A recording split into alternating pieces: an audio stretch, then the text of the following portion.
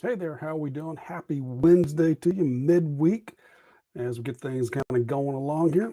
And hopefully things are going well for you. As you got some plans, you made some changes during the week, made some adjustments, and are getting ready to make whatever changes need to get you through the rest of the week. So, if this is your first time here, my name is David.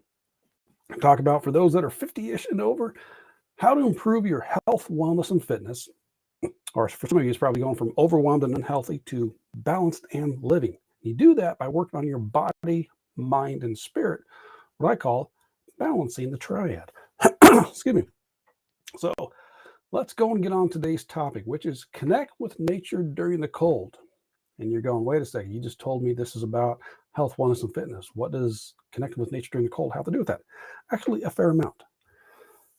One is being out in nature, of course, provides you with a lot of benefits, but that's not what this topic is about. When I break down spirituality, one of them is, well, it's personal spirituality, communal spirituality, and environmental spirituality. Environmental spirituality is connecting with your environment, the actual physical room you're in, the people you're around, as well as nature, and if you choose to believe in a higher power. So that nature part is the one we're talking about right now. So today is November 16th, 2022, which is actually, it's 2 years ago today since my uncle passed away. And in just over a month, we are going to have the first day of winter. So we took a long time here in Northern California. Even back a month ago, we were having temperatures in the 70s. Got to the 60s yesterday, which is the first time we've had in about a week or two. But colder weather, easy for a lot of us to get outside and spend time with nature, to reconnect, to have that earthing with your bare feet on the ground, to get that environment, the fresh air. It can be a little harder during the colder months when it happens for a lot of people. So what are some things you can do to make sure you can still connect with nature during the cold? So one of them is to make sure if you are a winter, I forgot to start this. If you do like to go out during the winter, what are your favorite winter sports, winter activities? Are you a skier, snowboarding, snowmobiling? The ones I would be interested in would actually be cross-country skiing and snowshoeing. But are there some your favorite outdoor activities that you like to do? Plan on getting those things arranged. What can you do? Can you get those out there? Again, you're outside, fresh air, clean air, most of the time where you're going to be doing this at. Get some sunshine, you get all that physical activity, a lot of benefits right in there. Um, and of course, when you're going to be doing outside, you can still do some of your regular activities. You want to go for a walk, you want to go for a jog, you want to just be able to sit out there and just sit. But make sure you prepare accordingly. Layer up if you need to, put the layers on, get the gloves on. Excuse me, and stay within your limits. If you can only stay out there for 5 minutes, say 5 minutes is better than nothing. And one aspect of which I'm actually, well, I'll talk, well, no, wait for this one in a moment. But yeah, just get out there when you can, spend some time, layer up if you need to, and limit your time if you need to do that as well. But get outside and still go for your daily walks. Say 10-minute walks, definitely worth doing. You can bring the outside in. So from that, as in you want to raise some plants inside. You want to even raise some herbs. So you're actually growing nature inside your house. Collecting, whether it's leaves, pine cones, or something that brings nature back inside the house, you connect them. And if you got pets, there's a way to go through and spend the time with your pets. It's also connecting with nature. What do we got here for another? Sorry, I wrote some of these things down.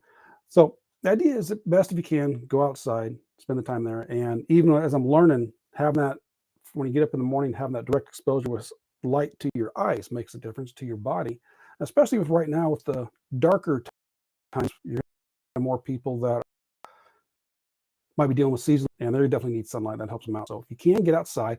But the next closest you can do is if you're able to look through a window. If you can still have the sunlight coming in from a window, you're able to at least view it from there and still get some of the benefits of having that connection there. Sit outside, watch some of the birds, watch the leaves blow around, watch the plants. So if you can't do it outside, which is preferable, even if it's just for a minute or two, do it from the window. And another option, which might not be for a lot of you, is start getting used to the elements. Do some cold training. Now, several years ago, I started working with going to learn with the Iceman. He's got some breathing techniques weeks. So I used to take showers. But the past couple, I am pretty much in t-shirt, shorts, and barefooted. It can be 40 degrees out. I go outside, I'm usually fine. Because I've worked on some of that training, I've worked on the mental capacity, so I can go out there and do it. Now, you can build yourself up to check out Wim Hof. That's one person. But go through and start checking these things out. You can start developing your skills a little bit so that you can handle the cold a little better. Now, for me, I mean, usually I'm fine, but when the wind picks up, I don't always necessarily do good with the wind. I know I was at my nephew's football game a couple of weeks ago, and it was definitely cool. Everyone was short and jacket. I have a light flannel shirt on. I'm in sandals, shorts, and t-shirt. I'm on back of the bleachers there. I'm fine. But that wind started coming up, and that's what started getting me cold. Now, if it's raining outside, I don't know. So I have the wet skin, so yeah, I will wear pants occasionally. But most of the time, I'm in shorts, t-shirt, and like flip-flops. I do wear shoes. But I've learned to develop that aspect to the cold. So that's something you can learn if you choose to. So anyways, there's a couple different ways you can reconnect with nature while you're cold out. So play your favorite winter sports. Go outside and do your regular activities. Just make the adjustments you need to.